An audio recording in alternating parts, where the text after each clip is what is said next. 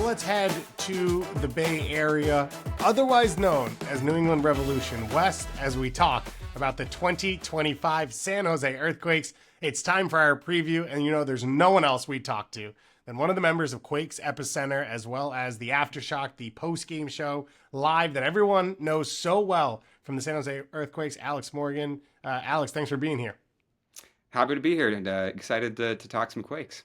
It is, when was the last time at this point of the year, or, set up to the season, were you this excited to talk about this team?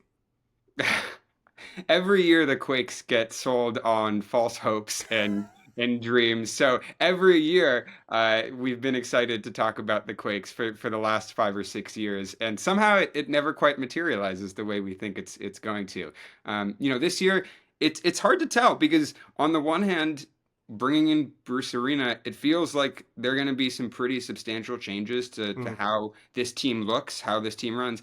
And on the other hand, they still have 6 of their last 8 head coaches in the organization. Between Luchi Gonzalez joining as the academy director, between the interims Ian Russell, Steve Ralston, Chris Leach, Alex Cavello, it's everything behind Bruce Arena still seems like it's remained largely unchanged. So there's a kind of open question as to how much this organization is actually going to change this year. I did not see all the former head coaches are in the building angle coming, and you're absolutely right, and it is bizarre. And I guess the hope would be there's a lot of brain power in all of that, but you never know what it ends up looking like. We will go through our transfers in and out. There have been a lot. We will hit our Doyleism. We've got our over-under line as well, but you brought up the big name, and I think most of the time we start transfer side because that's the big news and moves, but it's Bruce Arena. We didn't know he would ever coach in Major League Soccer again. We didn't know he would coach in a place like San Jose, and that's not a knock in any way. It's just not one of the few places he has connection to or is associated to. He, of course, an LA Galaxy legend as well. So this whole thing sort of came out of nowhere on me. What has been your experience of following it as the news has trickled out and as it's become official? Yeah, let's be clear. Bruce Arena has a connection in a pre-existing relationship with the San Jose Earthquakes. It's just as the coach of their arch rivals and enemies, the Los Angeles Galaxies, for 10 years, right? So I think that's going to be a hurdle that some fans are going to have to get over. And the question is if he can bring results this season in the short term. That's pretty clearly the barometer that he's going to be judged on. When the Quakes were bringing in Luchi Gonzalez, their last head coach, they were talking a lot about building a culture and building a long-term project. From the first team, all the way through the back office. That's not the sense we have with Bruce Arena. This is a pretty drastic change. It feels in some ways as if they've set that long-term project aside and that Bruce is operating as a rental coach for 2-3 years to kind of give a shock to this system and get some immediate results on the pitch, because that's what he's done his entire career. That's his bread and butter. And so that's ultimately how he's going to be judged, is whether he can be the shock to the system that this team clearly needs after a historically bad year last year. And the idea there is just win stuff for a little bit, like be good and then figure it out after that. Yeah, I talked to Bruce, sat down with him for 20 minutes at the Quakes preseason camp in Coachella, and was asking him questions about the long-term vision for the organization. Because if you look at the transfers that they've brought in, it's 5 or 6 guys who are between the ages of 29 and 33, which is not the profile of player that the Quakes have been recruiting for the last 5 years. The Quakes were really, really focused on bringing in young talent, guys like Hernan Lopez, 2019 guys like Christian Espinosa from around the world who they could develop and envision themselves as maybe the West Coast Philadelphia Union, something in that model. That's not the model anymore. Bruce was not wanting to speak to the long-term vision that he had, and I think that's because he doesn't have one. Right? That's not his job. That's not the way he sees his job here. He's, I think, 74 years old now. He's not building a dynasty in San Jose. He's already had his dynasty at the LA Galaxy. He doesn't want to do that again. He's just here to get a job done. And what would you say he's been like so far and for, I think everyone listening, most people already know, but Bruce Arena, obviously one of the great characters in American soccer history. A ton of success on the field, DC United, UVA before that, US national team, and then the LA Galaxy and the Revs, but left the Revs in a shroud of uncertainty. He was suspended during the season, and then eventually stepped away and had to reapply for the ability just to coach in Major League Soccer. He has always been, loud spoken and confident. Have you seen any change in him? Change in Bruce Arena? Yeah. um, no, and I don't expect any change in Bruce Arena. I mean, it's still a completely opaque and a complete mystery what actually ultimately happened. At the end of his tenure with the Revolution and what's happened since. What we know is that John Fisher, the Earthquakes owner, is willing to give him another chance. He's in typical Bruce fashion, still, abrasive, still, willing to get on your nerves, and excited to see exactly how that unfolds during the post-match press conferences throughout this year. One of the things I will say for people listening in from the time I've seen in Major League Soccer with Bruce for the last 10 or so years is he has been heavily focused on first teams and winning. All the clubs he has left, though, the academy setup has been better, more well-financed, and the pipeline has been better built than it was when he got there. And so whether it's his focus or his plan, I think he does have the ability to force owners to be committed and spend on their club. And that's at least one of the avenues in which an owner can spend. Sure. And he won't be alone in that, right? Luchi Gonzalez is now running the Earthquakes Academy. One of the best. And he's one of the best. That's what he did with Dallas. In some way, it feels like this is an ideal role for him in the organization. The Quakes have invested a lot in their academy. They had the sale of Cade Cowell to Chivas. That was kind of their first big transfer. They also sold Marcos Lopez to Feyenoord, and he's actually done well participating in European competition. And there are some guys coming up through the academy right now who are getting shouts with the U.S. youth national teams. Nico Shakiris is one of them. Cruz Medina is one of them. You have Oscar Verhoeven is one of them. I think actually my impression from Bruce, because I asked him about which of the young guys he's kind of expecting more from this season, is that he's going to be conservative for now. I asked him, look, Nico Shakiris had a breakout season last year. He was getting lots of first-minute teams. You have Youth World Cup on the horizon. What do you think he could do? And Bruce was like, we're going to slow down here. He did not have a breakout season. He got minutes because there was nobody else in the midfield, but he didn't contribute as much as we wanted him to going forward. He was playing in too deep a role in the 8 position. We want to release him, allow him to play further forward in a 10 position, and actually see some offensive output before we start kind of talking about the next steps of his career. So I think he's going to be a little cautious. At this stage, he's certainly not going to forefront them in the way that Luchi has been for the last few years.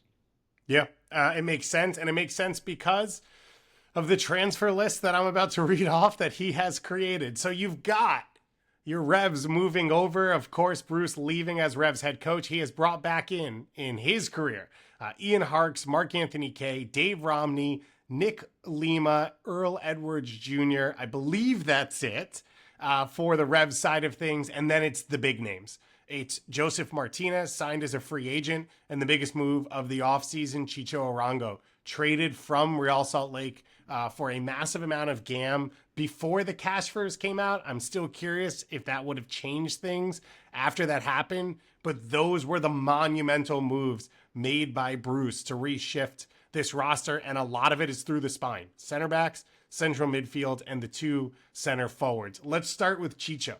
Like, what should the expectations be for him, who also finished last year in a cloud of uncertainty, both on and off the field, and now comes in under Bruce Arena for the first time? Well, yeah, I mean, there's been uncertainty about both Chicho and Joseph, right? That's, I think there's not a lot of clarity as to, where they're at and what we know historically what they've been able to produce in Major League Soccer, but how many goals they're going to have between them this year, is an open question. And also how they're going to fit together. Because right now in this Earthquakes team, you have three guys who like to float around the middle, who offer similar skill sets in Joseph and Chicho and Hernan Lopez, and that don't kind of easily fit into any formation or structure, right? With Luchi Gonzalez, it was always about structure. The Quakes were playing incredibly positional soccer, focused on regular concrete patterns of play. That's out the window. This team is now going to have free flowing, fun, dribble heavy attacking soccer, and it's going to be up to Bruce to see if he can get them to combine together and find their rhythm together and kind of find that intuition together on the field. I think a tough turn of events for Amal Pellegrino, who was like a borderline second forward last year, to now be in this team that has 97 pure center forwards, as well as some of the biggest personalities. This is a debate I've had with people, in group chats and whatever over the last week or two. But there's this assumption that Joseph and Chicho will start up top. And when I question it, everyone keeps saying, well, why would you bring Joseph in? I don't know that Joseph Martinez, in my mind, comes in, with a guaranteed spot of like, you are Joseph Martinez. The years he's had the last few years have not shown that. And everyone's saying, well, you can't bench him. It feels to me like Bruce Arena is the bigger personality in that room. What do you make of how this will be set up and sort of what will happen around Joseph as we've seen him maybe struggle with the loss of playing time in the past? Yeah, so he's been starting in preseason. The Quakes have been playing primarily with a three at the back, a kind of 3-4, three diamond formation. Again, the structure is kind of hard to determine right now, but that's basically how they've set out thus far. And Joseph has been starting up top. Chicho, I guess nominally has been playing on the kind of number 10 position, but again, it's very free floating. And that's how I expect they're going to set up on opening day. I think Joseph walks in with enough of a reputation and, enough kind of, just raw skill that he'll be that starter day one. And it's his spot to lose. It's his and Chicho's spot to lose. The person who's kind of on the outs, as you mentioned, is Amal Pellegrino, because there's not a clear role for him in this team. He's very comfortable as a winger, out and out winger on the left wing. He had that spot last year, and he wasn't quite able to claim it. And now that they're playing with the three at the back, he's not really made for that wing back, that super wide role, and he's also not an out and out number 9. So it's really unclear where he fits in, and it's also a little bit unclear where Christian Espinosa fits in, because he's again an out and out right winger. If you move him back into the kind of wing back position, you're losing out on the productivity that he has going forward. That's where he's played in preseason thus far. And Bruce doesn't even seem to know that he can play in the number 9 role. I talked to Bruce and I was like, okay, what are you going to do with Christian here? And he didn't even know that Christian was able to play up top. And then I talked to Christian 10 minutes later, and Christian was like, that's my preferred position in this formation, is the number 9 position. I was like, clearly there's still some sorting out to do. Because ultimately I think Christian offers the most when he is making runs in behind, when he's getting to the byline and he's cutting balls back.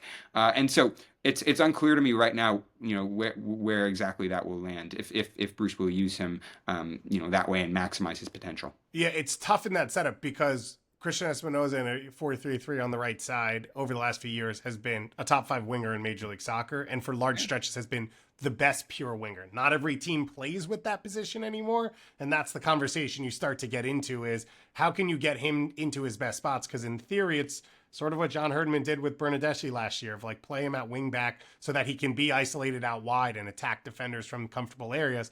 The problem is if you are caught defending, that player, one, has to put in defensive work deeper on the field, or two, is too far from goal to be effective enough. So then if you move him centrally, you keep him higher, but does he get into those isolated 1v1 scenarios where he likes to? And that's sort of all the puzzle with this.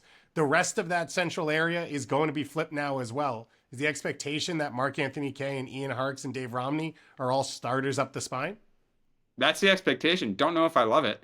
I think that in these first few preseason games at Coachella, my main concern has been the central midfield. You've had Mark Anthony Kaye as well as Ian Harkes and Hernan Lopez starting in the central midfield. and it looks shaky. It looks like they've been overrun in the midfield, and teams are able to break in behind there. So that's where I would, if there's one area I'd flag as a major concern, it's that central midfield.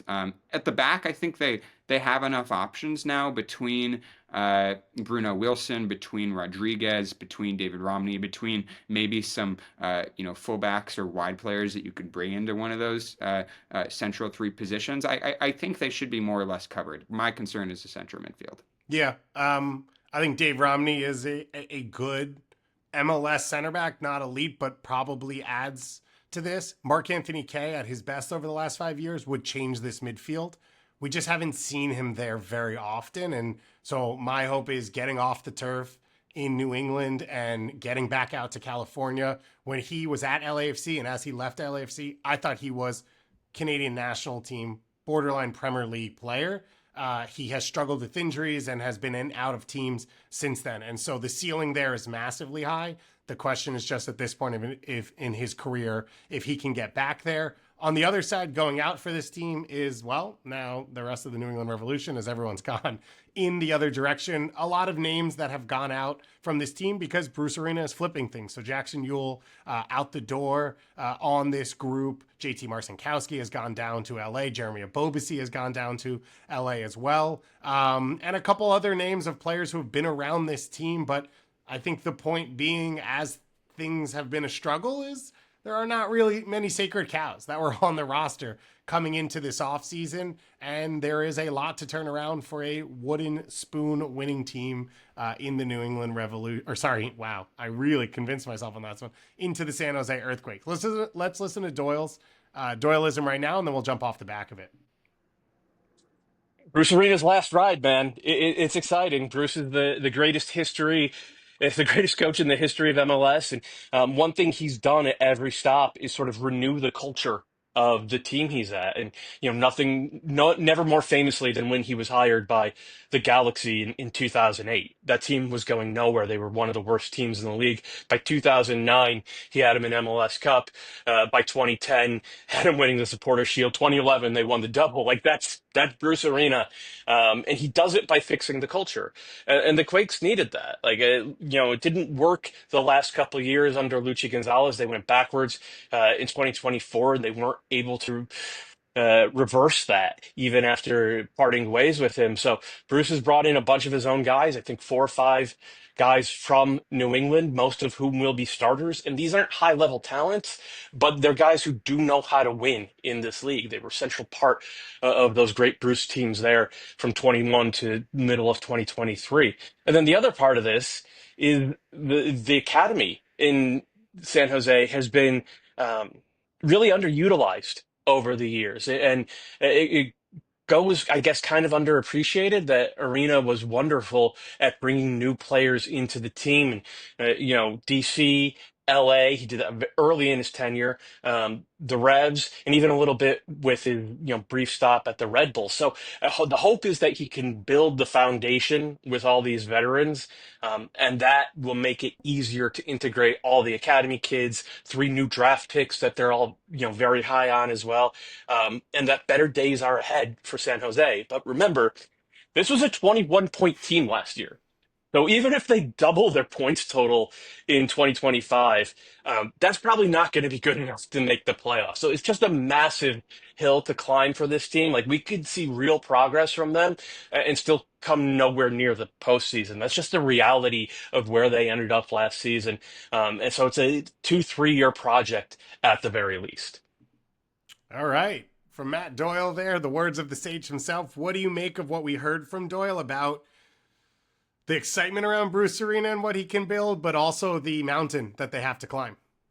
Well, first of all, I don't know if this is Bruce Arena's last ride. I get the feeling that Bruce Arena will be coaching long after we're all dead and we buried. said this 11 years ago that Bruce Arena's last ride was that final Galaxy MLS Cup, and then into the U.S. national team, and then into the Revs. Yeah. No, Bruce. I think Bruce still has some legs left in him.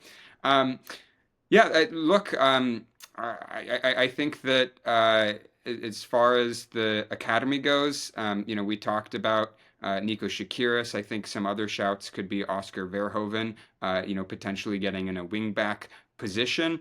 I think that the hill is gonna be difficult. You know, they were a 21 point, team last year, and I think that the consensus was that they were maybe a little bit better than that. I think that, that's what Bruce is saying on his analysis, that they were a little bit better Right. than that. That was, where Chris Leach ended. That was where Luchi Gonzalez ended, saying this wasn't a 21-point team. But it's not much better than that. Right. Maybe it's a 25, maybe it's a 30-point team. It's not much better than that. And so they do have a big hill. Bruce Arena wasn't willing to kind of set expectations. He was pretty clear, this is not the LA Galaxy. This is not an organization that is primed to win the MLS Cup. He's not going to deceive anyone about that. He's also not even going to commit to making this a playoff team. He said, you know, we're going to see how the first few months go.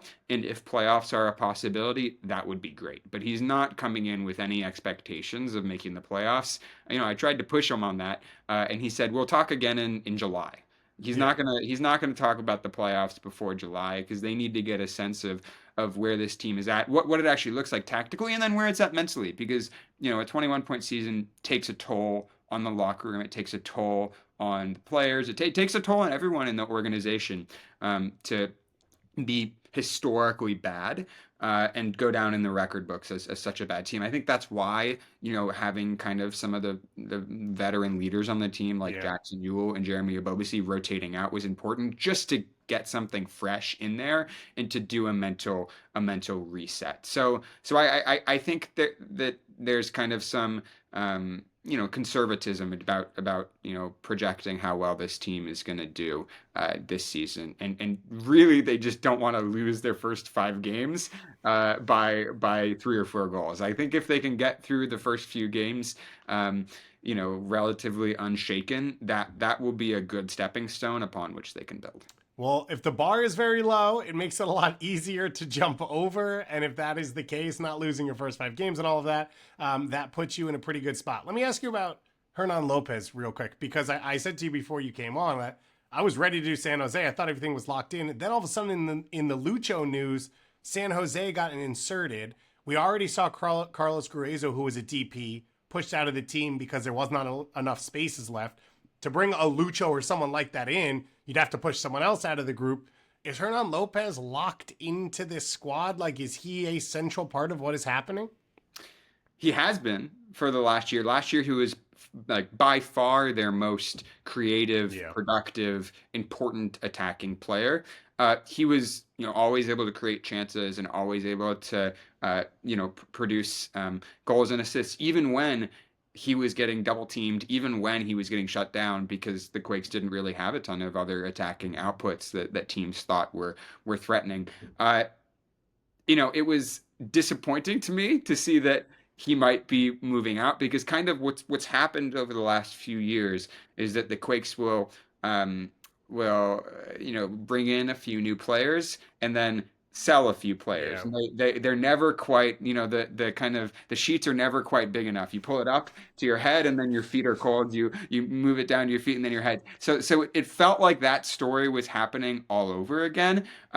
But I think this, as far as the rumors go, there was some uncertainty as to whether the clubs that were interested would be able to stump up a large enough transfer fee and actually follow up on the payments, because that's been a concern in the past, out of some of the South American teams that were expressing interest. There was some panic among the Quakes fans when he was not named on the roster for one of their Coachella games. He was on the sidelines, and it was unclear why right after those rumors had broken. But turns out it was just a kind of a lower muscle injury. And speaking to kind of folks in the team, it seems like he will be kind of a member of the squad this year. I expect he'll play an important role. He's a player that, because of his age, because of his output, he could be moved for a kind of significant Right. profit for San Jose, and so they'd be negligent not to consider those opportunities. But I think there's a sense that now is not the right time for that. Let's finish on the last two big attacking names. We've talked Joseph and Chicho a bunch. Andrew Wiebe sets our line for this show, and he does so with those two. He says combined, do Chicho and Joseph score 26.5 goals this season or more? That is an MLS competition only. So in the regular season, do these two either play together most of the time and successfully enough to break that line, or does one of them completely explode and get into a golden boot conversation? What do you make of this question, sort of, as that being the question mark for Weebs, as well as where do you fall on the line? I've been snake bitten enough. I'm not going to make overly optimistic predictions about the Earthquakes. Yeah. It's been 11 years, and I think every time I have overshot my preseason predictions. So not going to do that to myself anymore. Gonna take the under. Mostly because I think that guys like Christian Espinosa, who've been in this team for a long time, will assert themselves and will continue to play a big role up front. Yeah. And as far as the framing goes, my worry actually isn't their attacking output so much as the defense, because last year they got ran through on the defense, and I don't know if they fixed the central midfield issues. Last year you had Carlos Gruezo, who showed up day one and was immediately getting beaten by every single number 10 that he played. And I'm not sure that you have a rock solid solution with Mark Anthony Kaye and Ian Hark. So that's if the question that I would throw out there is, what's the over under on the goals conceded? Because last year was 78, and is the benchmark 60? Is it 50? Is it 40? Because those would lead to drastically different seasons for the Earthquakes. Yeah, record-setting negative goal differential is never exactly where you want to end a season, and that is where we sit right now with San Jose. I will take the under as well. I think there's enough question marks in this group in terms of health and whatever, and I don't know with Joseph now that he's lost a step. He was the PK taker in Montreal, and he had to work his way back into the team. I don't know if he can do so once again, but either way, follow Quakes Epicenter for all your coverage of this team. They are one of the big stories this year. So for San Jose, that at least is an elevation. Whether it is Bruce Arena's last ride or next ride, whatever it is, people are going to be tuned in. Chicho and Joseph in a front line together, and the band back together for a lot of these Revs guys. It could be a really interesting and really exciting year for San Jose. I can't wait to cover it here at SoccerWise. And as I said, go to Quakes Epicenter for all your coverage from the ground as well. Alex, thanks for joining me, and let's do this again soon. Yeah, thanks for having me. It's been fun to chat.